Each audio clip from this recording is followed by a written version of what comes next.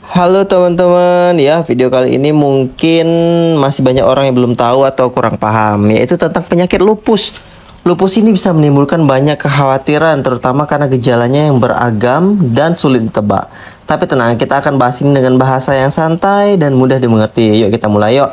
Lupus adalah sebuah penyakit autoimun ya teman-teman ya, di mana sistem kekebalan tubuh kita malah menyerang jaringan dan organ yang sehat. Normalnya sistem imun kita itu kan tugasnya buat melindungi tubuh kita dari penyakit. Nah, kalau lupus justru imun tubuh bingung dan mulai menyerang diri sendiri.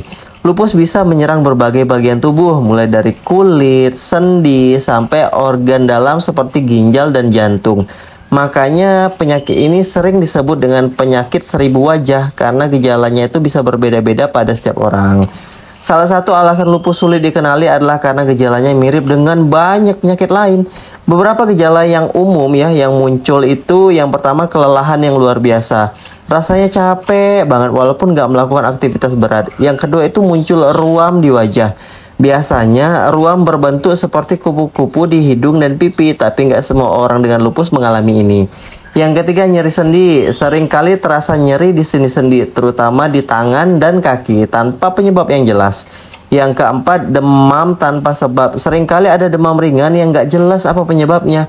Yang kelima rambut rontok, kalau kalian merasa rambut kalian rontok lebih banyak dari biasanya, ini bisa jadi salah satu tanda, walaupun ini bukanlah tanda pasti dari penyakit lupus.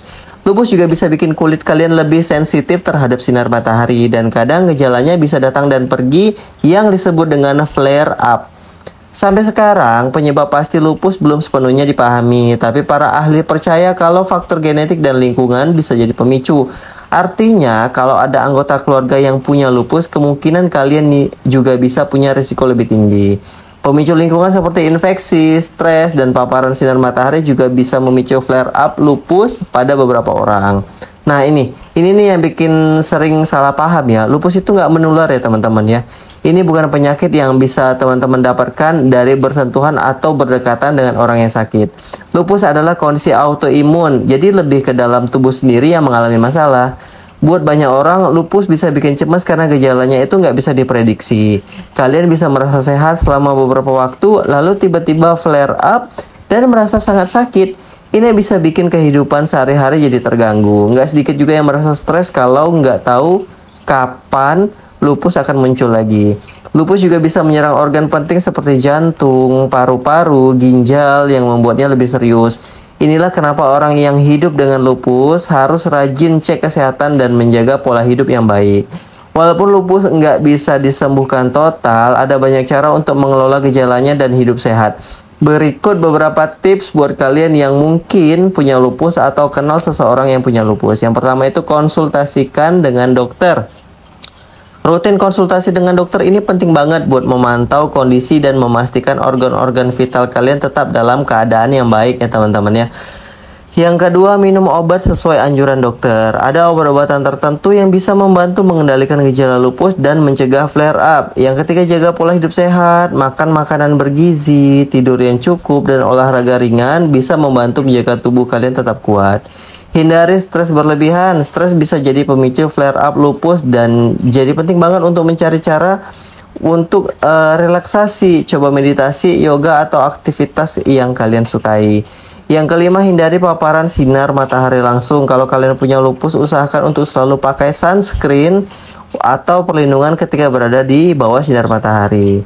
Kalau kalian mulai merasa ada gejala-gejala yang nggak biasa seperti nyeri sendi, ruam yang aneh di kulit, atau kelelahan yang parah, segera konsultasi ke dokter. Semakin cepat lupus terdeteksi, semakin mudah untuk mengelola gejalanya sebelum menyerang organ penting. Jadi lupus memang bisa bikin cemas, tapi kalau kita paham ya, punya pemahaman yang baik dan dukungan yang tepat, kita bisa hidup tetap sehat dan produktif. Ingat, nggak ada yang harus malu atau takut dengan penyakit ini. Yang penting selalu jaga kesehatan, kontrol kondisi tubuh, dan jangan ragu untuk ngobrol dengan dokter kalau mulai ada gejala yang aneh terasa pada tubuh kalian.